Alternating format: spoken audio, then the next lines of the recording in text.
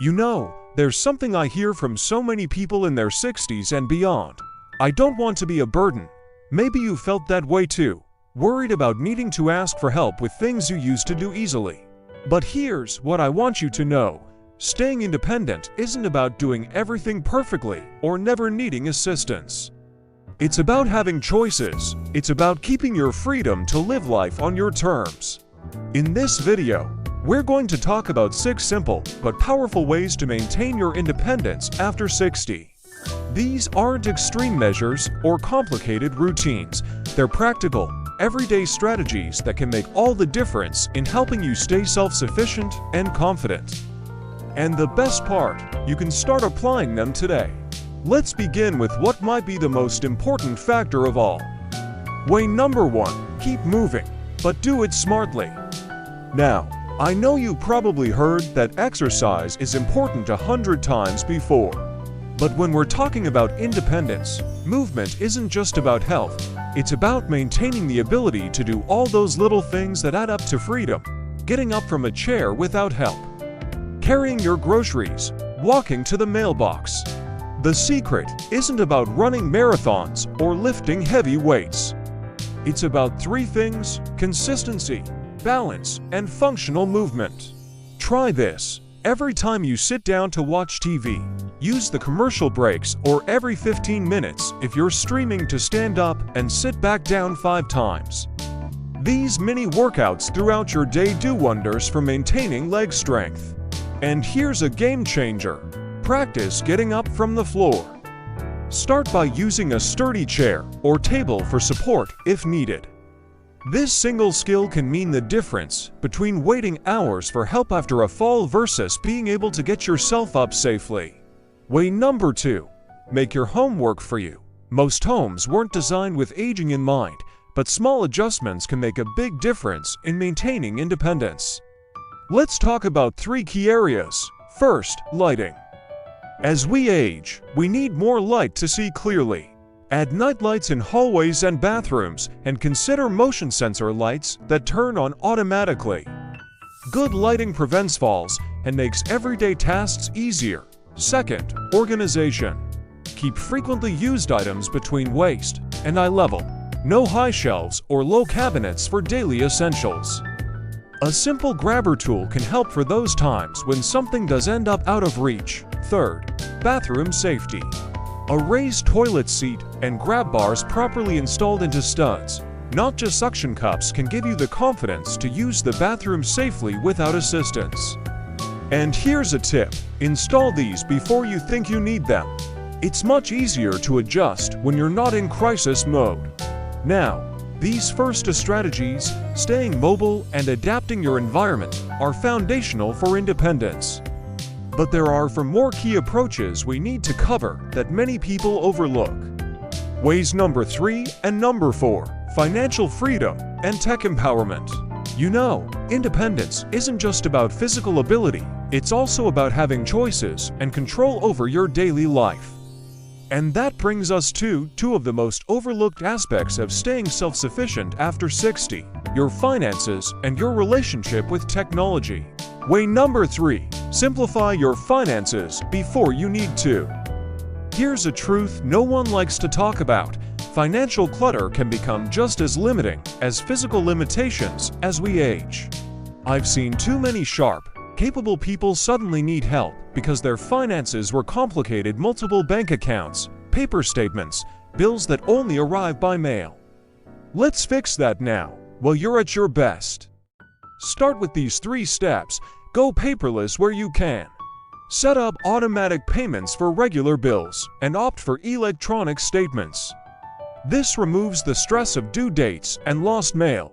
Create a financial roadmap document.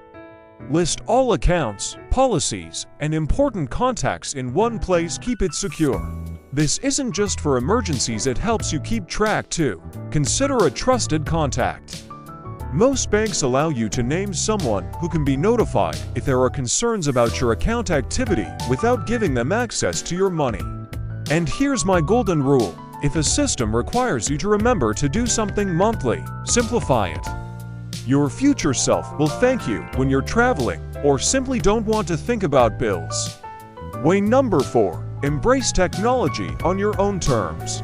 I know what some of you are thinking. Technology frustrates me. But hear me out, today's tools can actually protect your independence if you use them strategically. Let's focus on 3 game changers. 1. Video calling, Zoom, FaceTime, etc. Not just for family, use it for telehealth appointments to avoid unnecessary trips. Pro tip: ask a grandchild to help you practice. They'll love teaching you. 2. Delivery services, groceries, prescriptions, even library books can come to your door. Start small.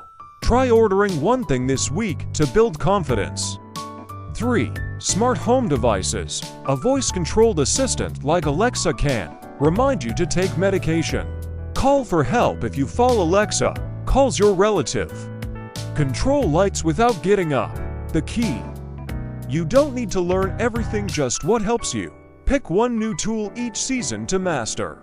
Now, we've covered 4 powerful ways to stay independent: staying mobile, adapting your home, simplifying finances, and using tech wisely. But there are 2 more vital pieces to this puzzle that often get ignored. Ways number 5 and number 6. Building your support team and lifelong learning. You know, true independence isn't about doing everything alone, it's about having the right help on your terms. That brings us to what might be the most important secret of all. The people who help you stay independent often become the reason you want to stay independent. Way number 5. Build your support team before you need it.